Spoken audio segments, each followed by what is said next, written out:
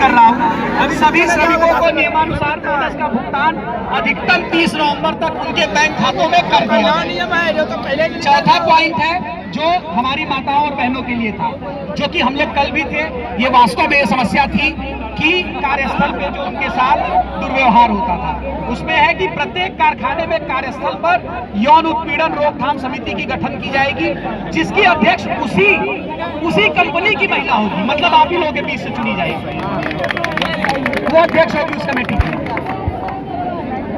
भाई सुन लो, पीछे वाले भी सुन लो, नहीं फिर आप वही अग्रेशन आके इसमें से आधी मांगे फिर मेरे से करोगे।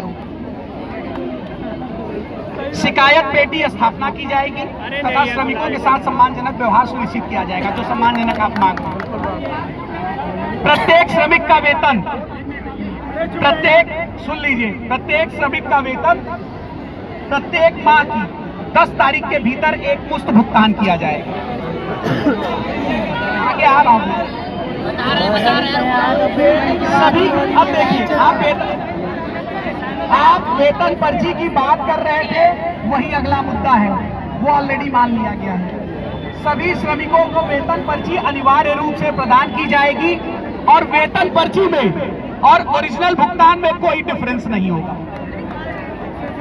ये आप सुबह से सबसे मेन मांगों में आपके था, तो इसीलिए कह रहा हूं, पहले सुन। 7वां बिंदु है आंदोलन में सम्मिलित किसी भी श्रमिक, भैया सुन लो यार, पीछे सुन लो। आंदोलन में सम्मिलित, आप बोलो, अबे शांत रहो यार,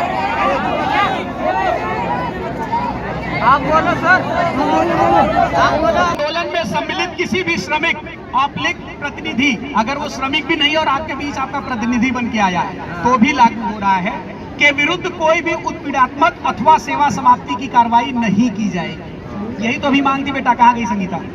यही थी ना, ये कल ही मान ली। अगला बेटा, अगला बिंदु है उत्तर प्रदेश सरकार, जो सरकार ने आपके निर्धारित किया है, जो हम लोग कल से देख रहे थे, परसों से देख रहे थे, बहुत जगह ये था कंफ्यूजन कि सरकार ने लागू कर दिया है, कंपनी नहीं दे रही।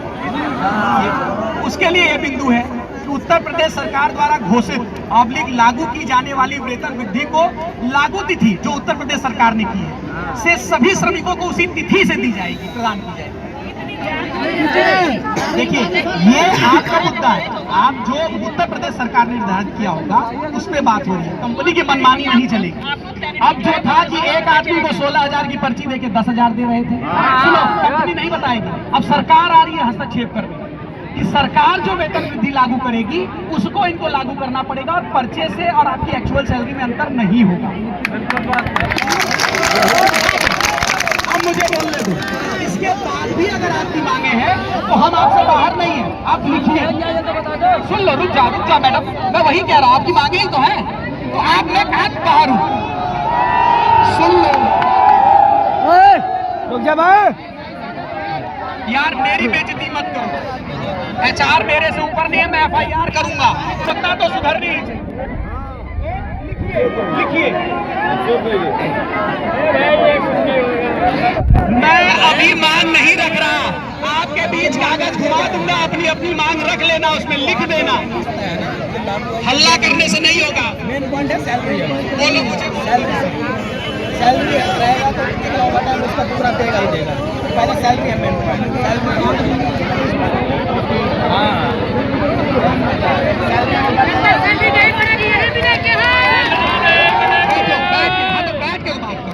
बैठ के बात